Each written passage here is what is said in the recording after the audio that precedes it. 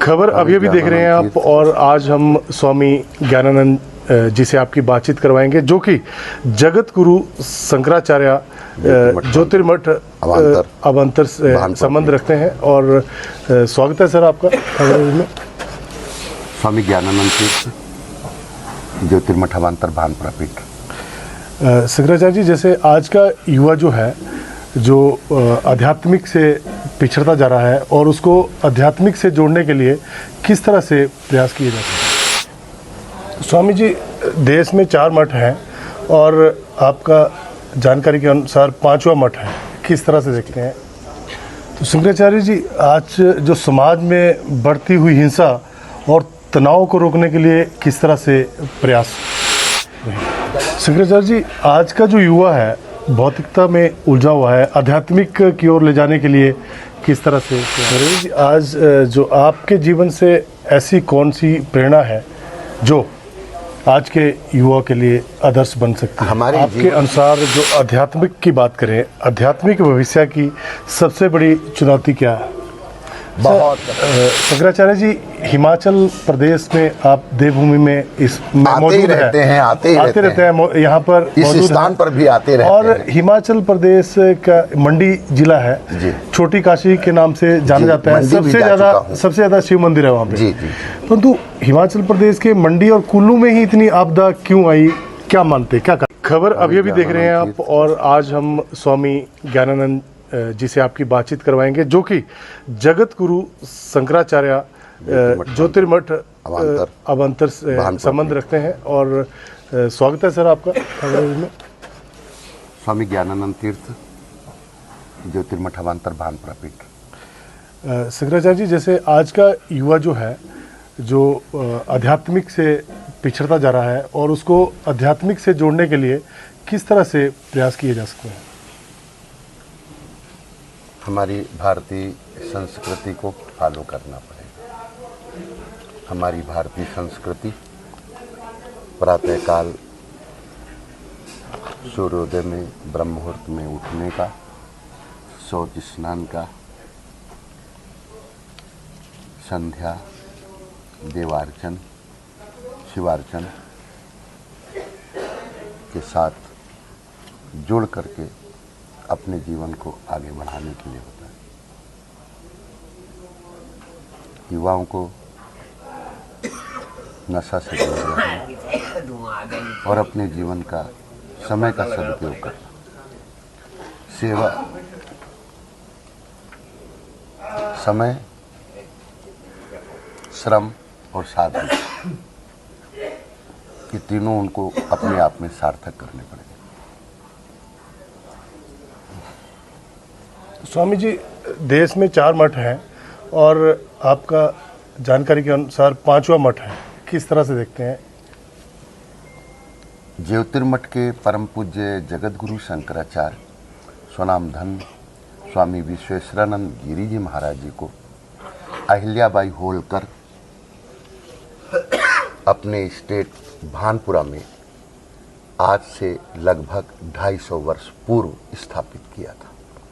तभी से ये ज्योतिर्मठ अवान्तर भानपुरा पीठ, जो मध्य प्रदेश के उज्जैन संभाग में मंदसौर जिले में राजस्थान की सीमा कोटा, झालावाड़ जिलों से निकट में स्थित है, और होलकर स्टेट की भानपुरा कभी राजधानी रही है। इंदौर उनकी अपनी राजधानी थी, भानपुरा राजधानी थी। राजस्थान में सुनेल तो भानपुरा स्टेट, होलकर स्टेट,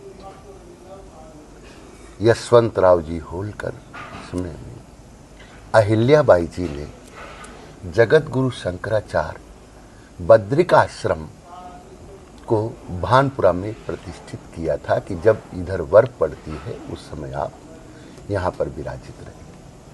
तभी से स्वामी विश्वेश्वरानंद गिरी जी, उनके बाद में परम पूज्य जगत गुरु शंकराचार्य स्वामी सदानंद गिरी जी, तत्पश्चात परम पूज्य स्वामी सत्यमित्रानंद जी गिरी, पद्म विभूषित, बाद में उन्होंने भारत माता मंदिर हरिद्वार में स्थापित किया। उन्होंने परम पूज्य स्वामी रामाश्रम जी जो पंजाब से थे, उनको भानपुरा ज्योतिर्मठ अवान्तर पीठ पर अभिषिक्त किया। उन्होंने पूज्य हमारे गुरुदेव स्वनाम धन्य स्वामी दिव्यानंद तीर्थ जी को भानपुरा पीठ पर अभिषिक्त किया। तो आज से लगभग 250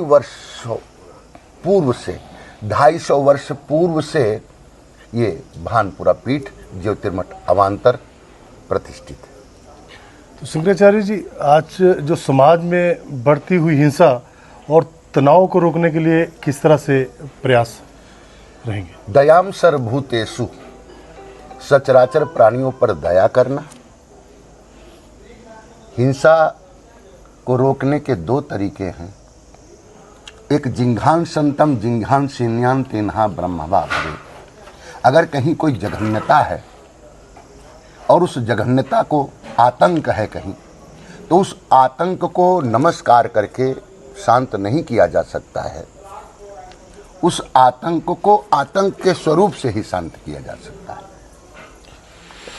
जिस प्रकार से किसी देश का कोई भी किसी अन्य देश पर हमले करने को तैयार है और हमला कर रहा है, तो उस हमले की रोकथाम को समाप्त करना केवल हाथ जोड़ के नहीं होता है, दंडवत प्रणाम करने से नहीं होता है।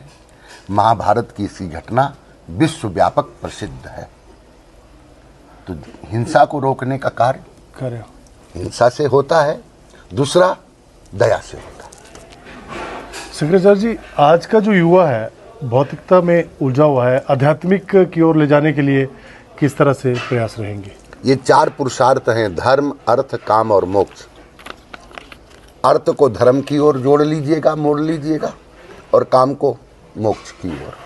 इसलिए आज के समय में,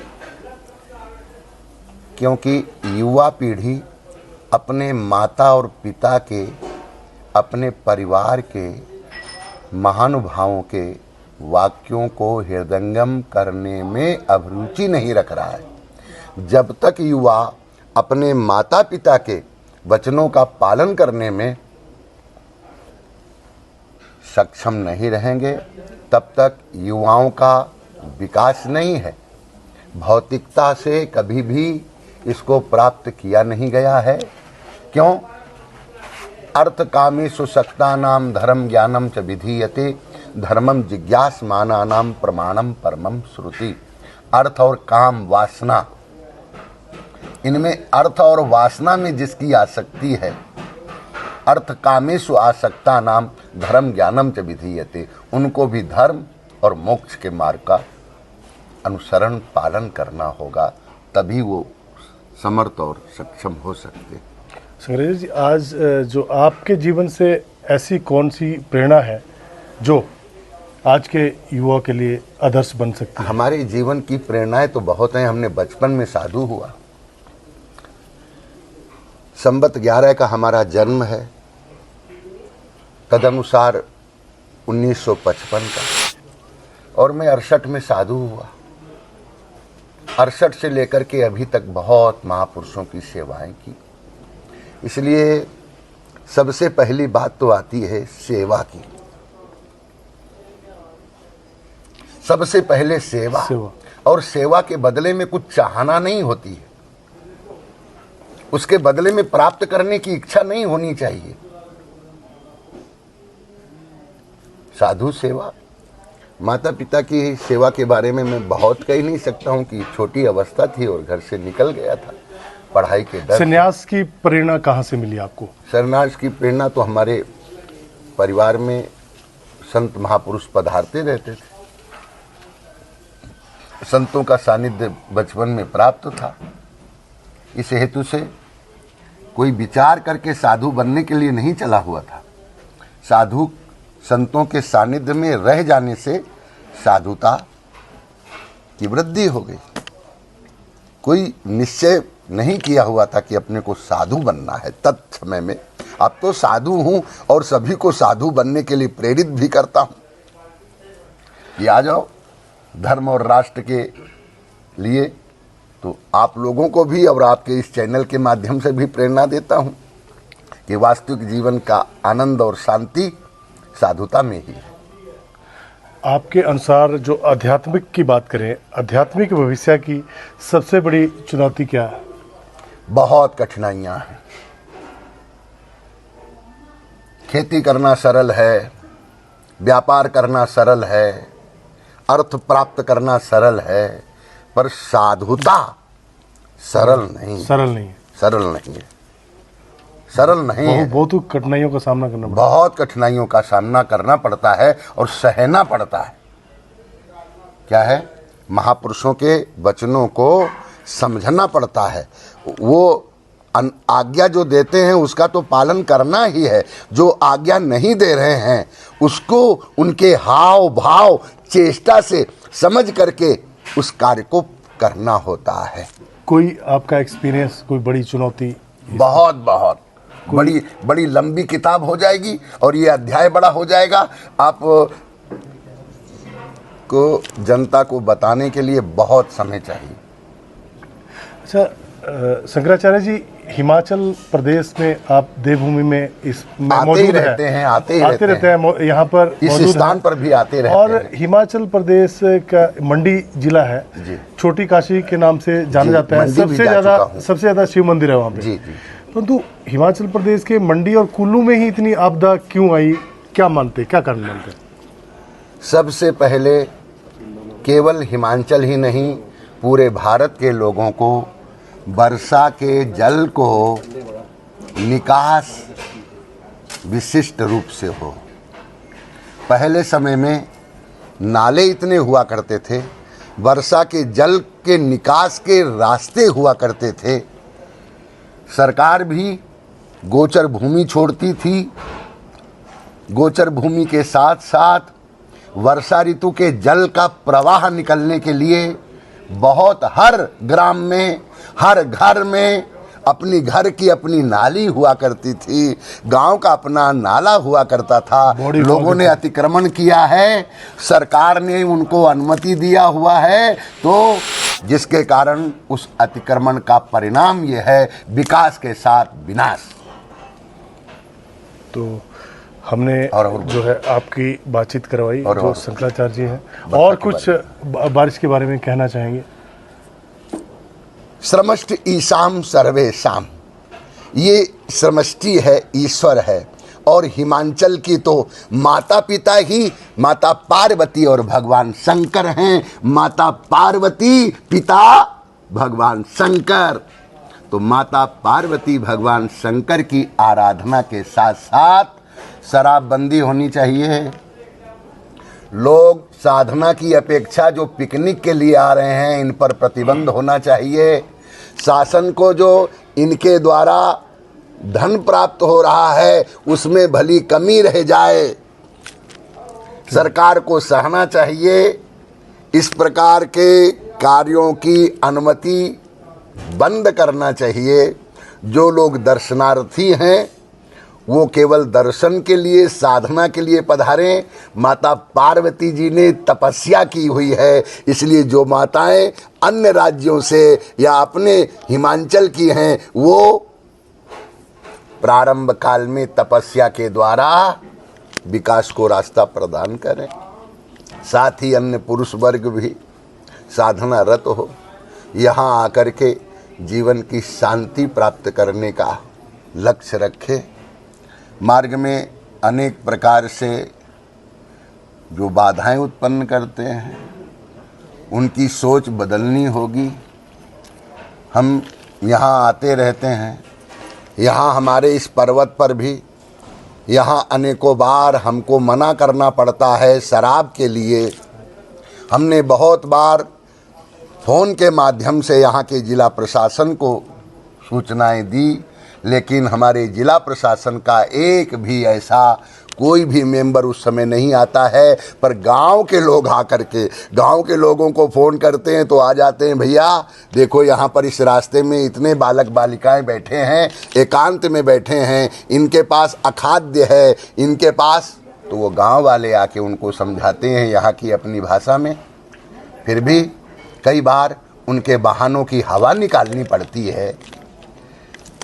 यद्यपि ये कार्य उचित नहीं है, लेकिन उनके वाहनों की हवा निकालनी पड़ती है। फिर कहीं वो पैदल जा करके अपनी और दूसरी व्यवस्था, तो उनके साथी भी उनको मिल जाया करते हैं। तो प्रत्येक क्षेत्र की, चूंकि यहाँ इस पर्वत पर ओच घाट पर हम आते जाते रहते हैं, प्रवास भी करते हैं, तो इस ओट घाट के आसपास की पवित्रता रखने का तो हम ख्याल करते हैं। साथ ही साथ हम यहाँ पौधे लगाते हैं, तो कुछ हमारे आसपास के लोगों के पशु, बकरी, अन्य पशु आकर के उनको नष्ट करने लगते हैं। यद्यपि वन विभाग के अधिकारियों का हमको सहयोग मिलता है, क्षेत्रीय श्रद्धालुओं का बड़ा सहयोग मिलता है। जो लोग यहाँ के सेवानिवृत्त हो चुके हैं, वो महान पुरुष, महिला पुरुष सब लोग मेरा पूरा सहयोग करते हैं, एक एक घंटे से अधिक यहाँ समय दिया करते हैं। तो मेरी आपके इस चैनल के माध्यम से पूरे हिमाचल ही नहीं, पूरे देश को कहना होगा, अपने अपने क्षेत्र में सबसे पहले पवित्रता, फिर शारीरिक स्वास्थ्य, मानसिक सुख, आत्मिक आनंद और परम तत्व के अनुभव के लिए आपको तितिक्षा करनी होगी, सहना होगा, कुछ त्याग करना होगा। तो शाकाहार कीजिए, वनस्पतियां यहाँ अधिक हैं, तो वनस्पतियों का सेवन कीजिएगा, स्वस्थ प्रसन्न रह करके जीवन को आनंदित कीजिए और दूसरों को भी आनंदित करने का प्रयास कीजिएगा। धन्यवाद स्वामी जी, खबर अभी से बातचीत करने के लिए। आपने अपने विचार साझा किए। तो और अभी के साथ मैं इतना जरूर कहना चाहूँगा, ये खबर अभी केवल अभी नहीं रहे, ये खबर अभी है, वर्तमान है, और वर्तमान के साथ ये भविष्य का भी ख्याल रखें। थैंक यू, धन्यवाद। भूत हो गया तो हो गया। तो दुनिया में हर तरह के लोग हैं, पर हम वो हैं जिनकी नस नस ऑन है, जिनसे ये जहां ऑन है। तो आप अपनी एनर्जी फैला, सेल्फ बिलीफ का बैकअप बना, सोच की पावर से सपनों की फ्लडलाइट जला, बिजली की स्पीड से खुद को आजमा, सूरज को जरा पास बुला, spread the light bro, darkness को हरा। जो रहते हैं ऑन, उन्हें भला रोक सकता है कौन? माइक्रोटेक, रहो ऑन, फुल ऑन।